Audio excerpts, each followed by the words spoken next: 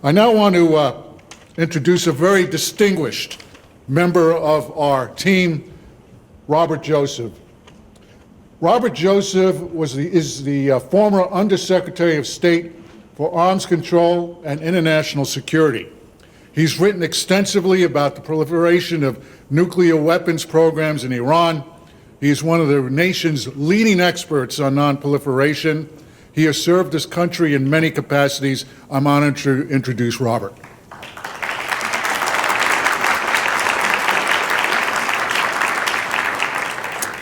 Mark, thank you very much for the introduction, and good afternoon. Let me begin by thanking the organizers, and particularly the Organization of Iranian American Communities, for the invitation to participate in this important event today, but even more so for the great work that they do in support of the Iranian people and their struggle to promote democracy and human rights in Iran. What I intend to do is just make 4 brief points. The first is that we need to refocus our attention on Iran as an urgent threat, both to our nation's interests in a region that is vital to our security, as well as the promotion of our values as a nation, a sentiment that I believe was clearly reflected in Senator Cruz's inspiring remarks.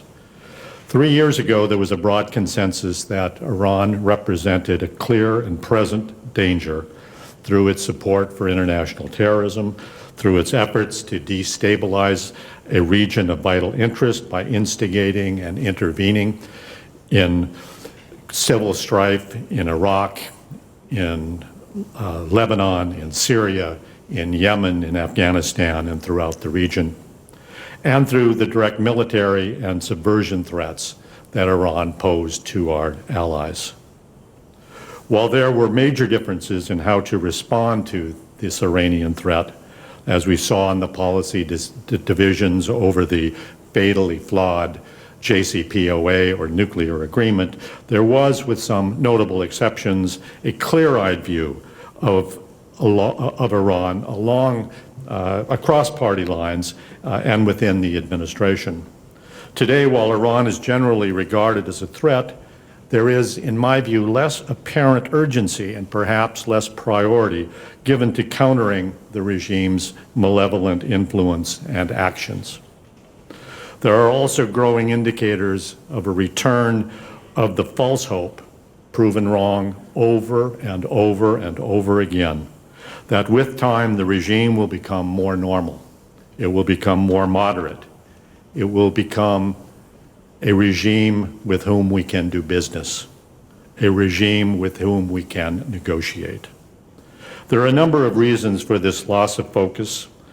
Attention to the point of fixation on the Russian influence in the 2016 election, and now on Ukraine, which has contributed to the erosion of bipartisanship which characterized for many years U.S.-Iran policy, and which is, in my view, vital to the success of U.S. policy. Perhaps the loss of focus is also, in part, a consequence of the 3rd year of the administration, really of any administration, particularly one under siege, when people and institutions simply tire out and complacency becomes the norm. While we rightly continue the policy of maximum economic pressure, primarily through sanctions, including recent additional actions aimed at the Supreme Leader's close associates and even family members, sanctions alone do not constitute an effective strategy for dealing with the Iran threat. To succeed, we must do more, and we must do more with greater intensity.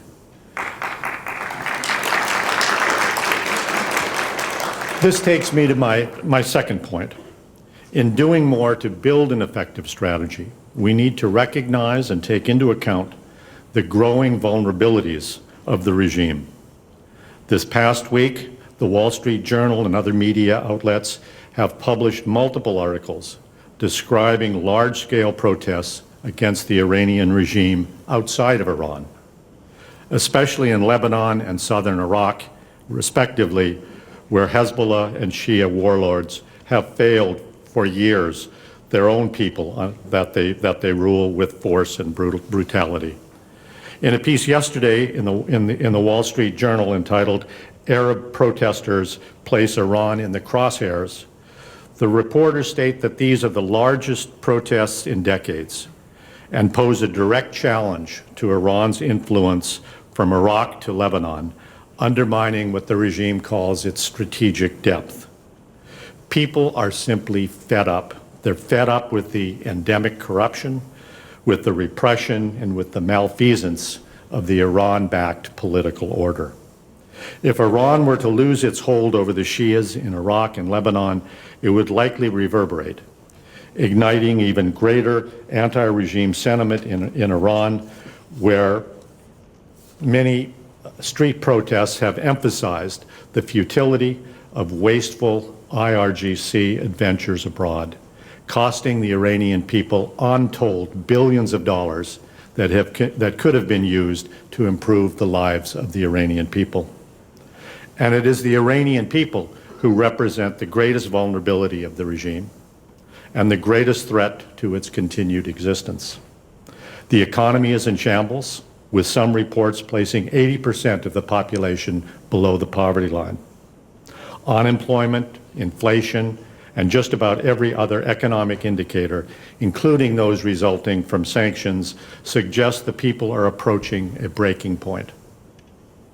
Anger over wide-scale government corruption and incompetence only add to the threat of the regime, as does the desire to end the repression and the brutality of the theocratic dictatorship, a dictatorship that has long lost its legitimacy with its own people, a dictatorship that is unable to reform to meet the needs and the desires of its people.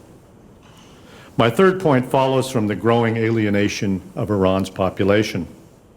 Here we need to acknowledge and to support the role of the resistance inside and outside of Iran. This is something we have not done well, if at all. And yet, it is the greatest potential leverage over the regime. It holds the key to building a future democratic Iran. You have heard from Professor Sheehan about the bipartisan visit this past August to the new home of the MEK at Ashraf 3 in Albania. The visit was a real eye-opener for me, as well as, I believe, for all of us, as well as for the hundreds of others from over 45 countries that were present. For 40 years, the regime in Iran has worked relentlessly to annihilate the strongest and most influential opponent. It has executed tens of thousands of MEK followers inside Iran in what is rightly and increasingly become recognized as a crime against humanity.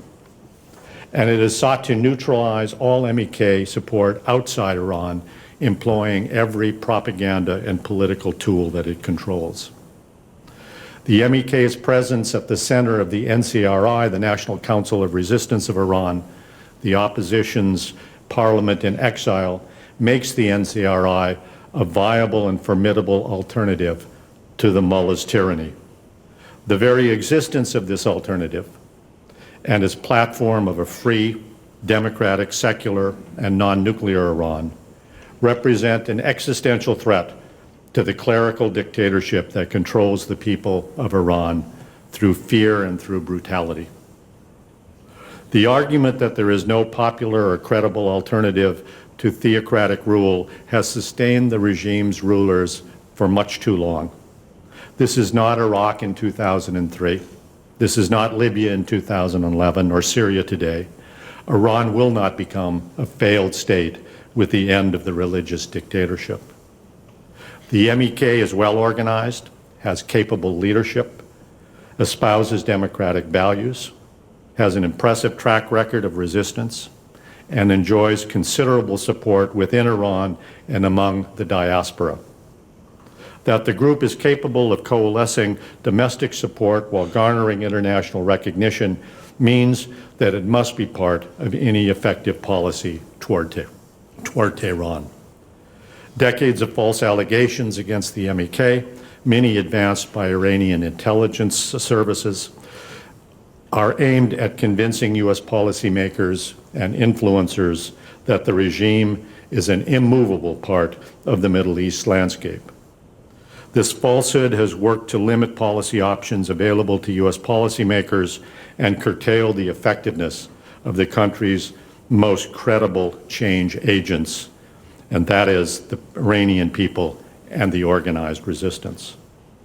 Most of all, when we visited Ashraf 3, we listened and we learned from the residents. Though nearly 900 residents in the new facility had endured unbelievable torture in prisons under both the Shah and the Ayatollahs, we met determined men and women who were eager to topple the government and establish freedom in their homeland. Their optimism, their courage, and their dedication were truly inspiring. My fourth point is that a return to appeasement or to accommodation or minor tinkering with current policy will not achieve a democratic Iran. Instead, it is time to reset U.S. policy and recognize the need for regime change. This is not about war. This is not about a U.S. invasion of Iran. In fact, the best means to avoid war is to have a secular democratic government in Tehran.